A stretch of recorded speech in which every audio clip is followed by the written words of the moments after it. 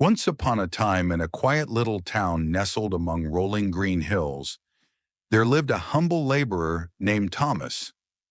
Every morning before the sun had fully risen, Thomas would grab his shovel and head to the fields on the outskirts of town. His job was simple but grueling: digging up soil, loading it onto his old weary donkey, and selling it to farmers who needed it for their crops.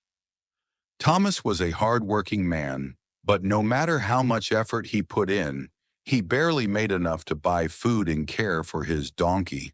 Still, he remained content, never dreaming of riches or luxury.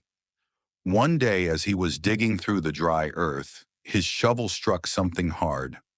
Curious, he bent down, wiped away the dust, and found a peculiar stone. It was small but gleamed under the sunlight with a brilliance he had never seen before. He held it up, turning it in his rough hands. "Well, isn't this a pretty little thing?" he muttered to himself. Not knowing what it was, he tied the stone to a piece of string and hung it around his donkey's neck as an ornament.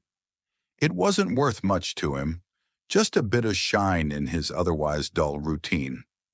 A few days later, as Thomas led his donkey through town, a well-dressed merchant named Mr. Whitaker noticed the stone glistening in the sunlight. He ran a successful general store where locals came to buy everything from flour to lantern oil. Intrigued, he stopped Thomas. "Say, my good man, what's that shiny thing on your donkey?" Mr. Whitaker asked. Thomas glanced at it.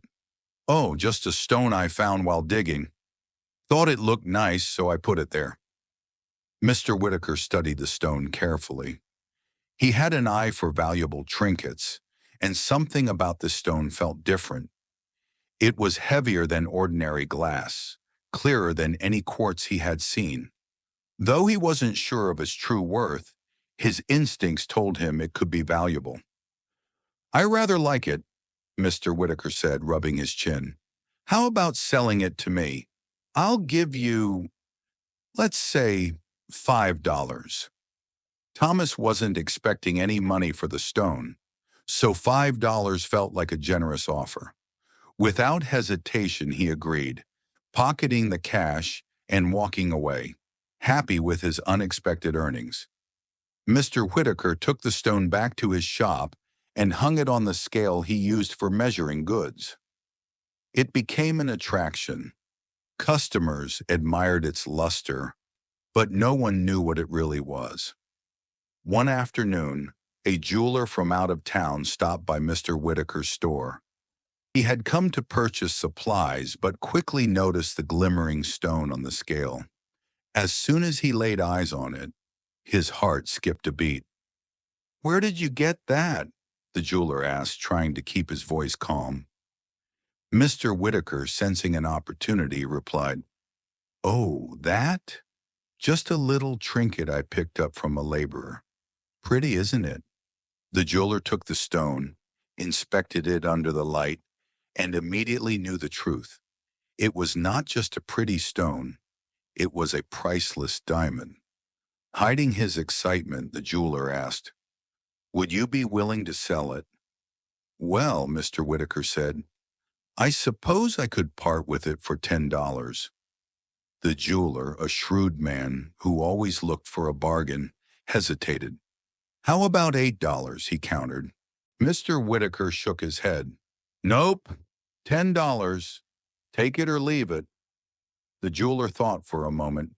He believed that if he walked away and returned later, he could convince the merchant to lower the price. So with a forced smile, he said, "I'll think about it. I'll come back tomorrow." And with that, he walked away, confident that he had made the right move. That very evening, another jeweler, one from a larger city, happened to pass through town.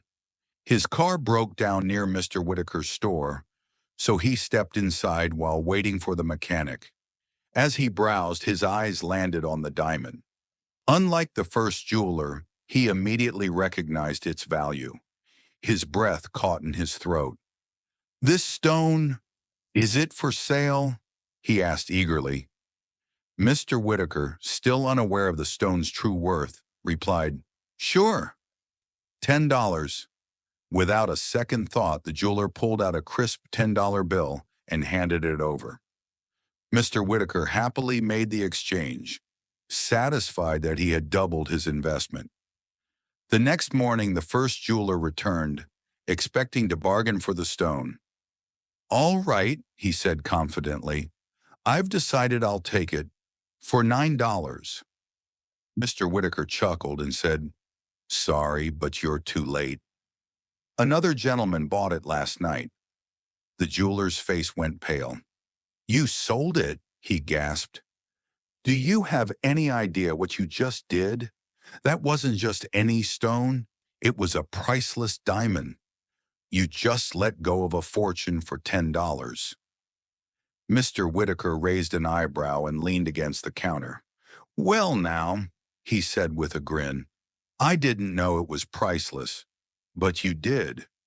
And you still argued over $2. So tell me, who's the real fool here? The jeweler stood frozen, his mind reeling with regret. He had tried to be clever, but in doing so, he had let greed and hesitation cost him an immeasurable fortune. This tale teaches us three important lessons. Being overly frugal can cost you more in the long run. There's a time to save and a time to spend. Knowing when to invest is crucial.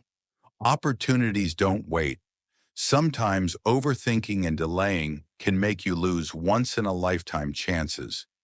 Act when the moment is right. As the old saying goes, don't put off until tomorrow what you can do today. Success often belongs to those who seize the moment. Life is full of hidden treasures, some in the form of wealth, others in the form of experiences, relationships, or knowledge. The key is recognizing them before it's too late. So the next time an opportunity shines before you, don't waste time haggling over small details. Act before someone else does.